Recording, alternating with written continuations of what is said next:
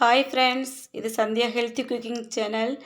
இன்றைக்கி இந்த வீடியோவில் ரொம்ப டேஸ்டியான எண்ணெய் கத்திரிக்காய் குழம்பு எப்படி வைக்கலான்னு பார்க்கலாம்.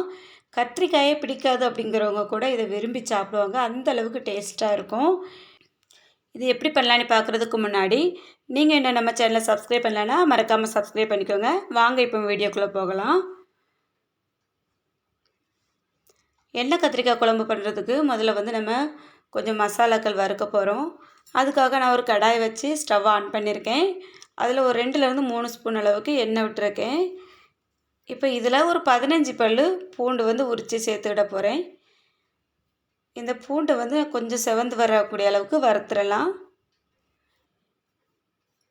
இப்போ பூண்டு ஓரளவுக்கு செவந்ததுக்கப்புறமா ஒரு 100 கிராம் அளவுக்கு சின்ன வெங்காயம் எடுத்து தோல் உரிச்சிட்டு நான் இதில் சேர்த்துருக்கேன். நீங்கள் பெரிய வெங்காயம் இருந்தாலும் சேர்த்துக்கிடலாம். சின்ன வெங்காயம் சேர்த்தா இன்னும் நல்லா டேஸ்ட்டாக இருக்கும். இப்போ அந்த வெங்காயம் ஓரளவுக்கு செவந்துட்டு இதில் ஒரு அரை மூடி தேங்காய் எடுத்து நான் துருவி வச்சுருக்கேன். அதையும் இதில் சேர்த்து நல்லா செவந்து வர அளவுக்கு வறுத்துடலாம். இப்போ இதில் ஒரு கொத்து கருவேப்பிலையும் சேர்த்து நல்லா மிக்ஸ் பண்ணிகிட்டே இருக்கலாம். இதெல்லாம் நல்லா செவந்து வந்துட்டு பாருங்கள். இப்போ நான் வீட்டில் அரைச்ச குழம்பு மிளகாய்த்தூள் ஒரு 2 ஸ்பூன் சேர்த்துருக்கேன். இந்த குழம்பு மசாலா இல்லைன்னா நீங்கள் வத்தல் மல்லி எல்லாமே இதில் சேர்த்துட்டு வறுத்து அரைக்கலாம், ரொம்ப நல்லாயிருக்கும். இப்போ சிம்மில் வச்சுட்டு நல்ல மசாலாக்கள் கரிஞ்சிடாத அளவுக்கு பொறுமையாக கலந்து விட்டுட்டுருக்கலாம். தீ அதிகமாக இருந்ததுன்னா சீக்கிரம் மசாலா கரிஞ்சிரும். இப்போ இந்த தேங்காயிலையும் எண்ணெய் ஊறி வந்திருக்கும் பாருங்கள். அந்த எண்ணெயிலே இந்த மசாலாவும் நல்லா அப்படி மிக்ஸ் ஆகி வறுபட்டு வரும். இந்த ஸ்மெல் சூப்பராக இருக்கும், தெருவுக்கே மணக்குங்க, அவ்வளோ அழகாக இருக்கும். இப்போ மசாலா ஓரளவுக்கு ரெடி ஆகிட்டு இந்த மசாலா நம்ம ஆற வச்சுட்டு அதுக்கப்புறமா அரைக்க போகிறோம். இந்த மாதிரி மசாலாக்கள் வறுத்து அரைக்கும்போது ரொம்ப வாசமாகவும் இருக்கும், டேஸ்ட்டாகவும் இருக்கும். குழம்பு சீக்கிரமாக கெட்டும் போகாது. இதை அப்படியே இறக்கிக்கிட்டு ஆற வச்சிடலாம். இது ஆறுனதுக்கப்புறமா நம்ம மிக்ஸி ஜாரில் சேர்த்துட்டு கொஞ்சம் தண்ணி விட்டு நல்லா நைஸாக அரைச்சி எடுத்துக்கிடணும். நான் இதில் சேர்த்துருக்க மசாலா வீட்டில் ரெடி பண்ணது, அதோட வீடியோவும் நம்ம சேனலில் அப்லோட் பண்ணியிருக்கேன், வேணும்னா அதையும் பார்த்துக்கிடுங்க. இன்றைக்கி எண்ணெய் கத்திரிக்காய் குழம்பு வைக்கிறதுக்காக நான் ஒரு 1/4 கிலோ அளவுக்கு இந்த மாதிரி கத்திரிக்காய் வாங்கியிருக்கேன். நல்ல பிஞ்சு கத்திரிக்காய் தான் இது. இதை நல்லா க்ளீன் பண்ணிவிட்டு ஈரம் இல்லாத அளவுக்கு துடைச்சி நல்லா ஆற வச்சு எடுத்துக்கிடலாம். இப்போ இந்த மாதிரி கத்திரிக்காயை ஒரு 3/4 பங்குக்கு 2 பக்கமும் கீறி எடுத்துவிடணும். உள்ளே எந்த விதைகளும் இல்லை பாருங்கள். அதே மாதிரி கத்திரிக்காயை இந்த மாதிரி கீறிட்டு நம்ம பார்க்கும்போது எதுவுமே புழு எதுவும் இல்லாத அளவுக்கு பார்த்துடணும். சூத்த கத்திரிக்காய் இருந்ததுன்னா அதை நம்ம சேர்க்க வேண்டாம். இப்போ கத்திரிக்காயை எல்லாமே நான் அந்த மாதிரி கீறி எடுத்துட்டேன். பாருங்கள், கத்திரிக்காயெல்லாம் ரெடி ஆகிட்டு இனி இந்த கத்திரிக்காயை நம்ம எண்ணெயில் சேர்த்து ஃப்ரை பண்ணணும். இந்த கத்திரிக்காய் பொரிக்கிறதுக்காக ஸ்டவ் ஆன் பண்ணி ஒரு கடாய் வச்சு அதில் ஒரு 50 கிராமுக்கும் அதிகமாக எண்ணெய் விட்டுருக்கேன். இது எண்ணெய் கத்திரிக்காய் குழம்புங்கிறதுனால கொஞ்சம் எண்ணெய் அதிகமாக தான் ஆகும். நம்ம முதல்ல மசாலாக்கள் வறுக்கும் போதும் கொஞ்சம் எண்ணெய் சேர்த்துருக்கோம். இப்போ இதுலேயே நான் 50 கிராமுக்கு மேலே எண்ணெய் சேர்த்துருக்கேன். இந்த கத்திரிக்காயை ஒவ்வொரு பக்கமாக பிரட்டி இந்த மாதிரி பொரித்து எடுக்கணும். அதோட நிறம் கொஞ்சம் கொஞ்சமாக மாறிக்கிட்டே இருக்கும் பாருங்கள். நம்ம கத்திரிக்காயில் கொஞ்சம் ஈரம் இருந்தாலும் எண்ணெயில் சேர்த்தோடனே படபடன்னு வெடிச்சிட்ருக்கோம். மேலே தெரிக்காமல் இருக்கிறதுக்காக இந்த மாதிரி ஒரு மூடி போட்டு மூடி விட்டுட்டு அப்பப்போ அந்த மூடியை எடுத்து கொஞ்சம் கிளறி விட்டுட்டே இருங்க. அந்த கத்திரிக்காயோட நிறம் இந்த அளவுக்கு வரணும். பாருங்கள் எவ்வளோ மாறி வந்திருக்குன்னு. இப்போ கத்திரிக்காய் நல்லா வெந்து வந்துட்டு இதை எடுத்து அப்படியே ஒரு பாத்திரத்தில் மாற்றிடலாம். அதுக்கப்புறமா நம்ம அந்த மீதி இருக்குது பாருங்கள், அந்த எண்ணெயிலே தான் நம்ம குழம்பு ரெடி பண்ண போகிறோம். அதனால் இந்த பாத்திரமே இருக்கட்டும். இப்போ இதில் கொஞ்சமாக கடுகு சேர்த்துருக்கேன்.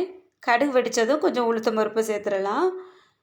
இது ரெண்டும் செவந்ததுக்கு அப்புறமா ஒரு 1/2 ஸ்பூன் அளவுக்கு வெந்தயம் சேர்த்துருக்கேன்.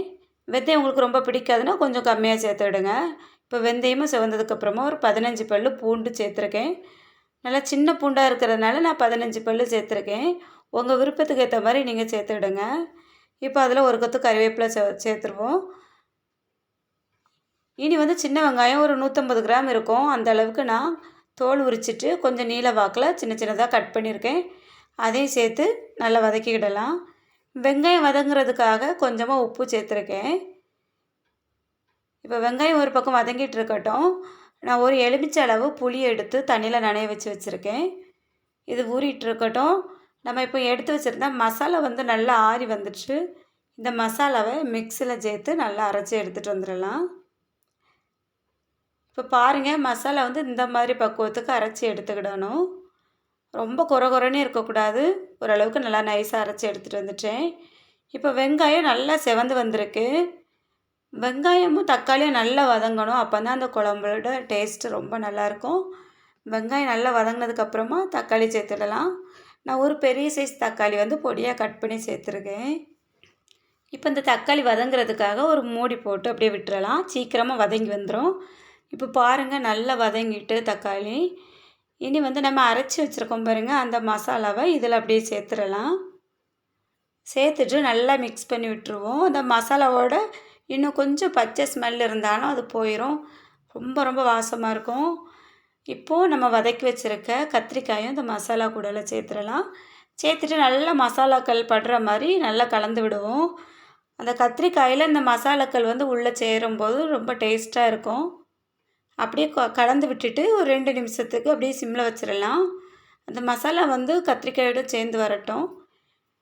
இதுக்கப்புறமா நம்ம மிக்ஸி ஜாரில் அந்த புளி தண்ணி கரைச்சி வச்சுருக்கோம், அதையும் சேர்த்து அந்த மிக்ஸி ஜாரையும் சேர்த்து கழுவி இதில் சேர்த்துடலாம். உங்களுக்கு எந்த அளவுக்கு தண்ணி வேணும்னு நினைக்கிறீங்களோ அந்த அளவுக்கு சேர்த்துக்கிடுங்க. நான் இன்றைக்கி இந்த அளவுக்கு திக்னஸில் வச்சுருக்கேன். இப்போ இதில் தேவையான உப்பும் சேர்த்துடலாம். இதை நல்லா மிக்ஸ் பண்ணி விட்டதுக்கப்புறமா மூடி போட்டு ஒரு 5 நிமிஷத்துக்கு நல்லா சிம்மில் வச்சு நம்ம வந்து கொதிக்க விட்டுறலாம். இது நல்லா ரெடியாகி அந்த குழம்போட நிறமும் நல்லா மாறி அதில் உள்ள சேர்த்துருந்த எண்ணெய் இருக்குது பாருங்கள், அந்த எண்ணெய் எல்லாம் அப்படியே பிரிஞ்சு வரும். உங்களுக்கு பார்த்தாலே தெரியும் குழம்பு சூப்பராக ரெடி ஆகிட்டு. இவ்வளோ தாங்க, சூப்பரான எண்ணெய் கத்திரிக்காய் குழம்பு ரெடி ஆகிட்டு.